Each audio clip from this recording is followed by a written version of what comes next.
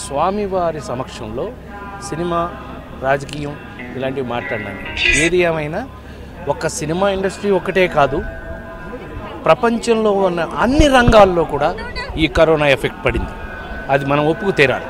ప్రతి ఒక్కరు అంటే రోజు కూలీ చేసుకునే వాళ్ళ దగ్గర నుంచి ఆల్మోస్ట్ డైలీ పనిచేసే వాళ్ళ దగ్గర నుంచి నాలాగా 365 రోజులు చేసే అవకాశాన్ని స్వామి ఇచ్చిన దగ్గర నుంచి కూడా అందరము 6 నెలల పాటు అజ్ఞాతవాసం చేసాం.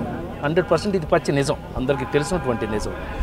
ఎప్పుడైనా ఇది ఇందువల్ల ఇది అందువల్ల అని చెప్పే అంతటి వాళ్ళం మనం కాదు. నాకు తెలిసి స్వామి అందరికీ కలిపి ఒకే రకంగా ఈ యొక్క గ్యాప్ ఎందుకు ఇచ్చావు అని అంటే అది స్వామికి తెలియాలి, మనకు తెలియదు.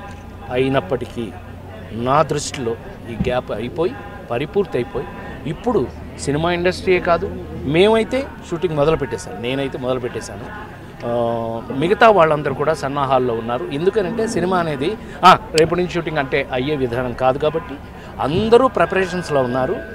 నాకు తెలిసినంత వరకు నవంబర్ నుంచి ఫుల్ ప్లెడ్జ్డ్ షూటింగ్స్ అంటే కొత్త సినిమాలన్నింటినీ ఇప్పుడు పాతయన్నీ పూర్తి చేస్తున్నాం, మిగిలిపోయినవి. నవంబర్ నుంచి నా దృష్టిలో నా నమ్మకంలో నవంబర్ నుంచి సినిమా ఇండస్ట్రీ మళ్ళీ ఫుల్ ప్లెడ్జ్డ్గా పరిపూర్ణంగా పని ప్రారంభం అవుతుందని పరిపూర్తిగా నమ్ముతున్నాను. నేను మీకు కూడా అదే చెప్పగలను. ఓం నమో వెంకటేశాయ.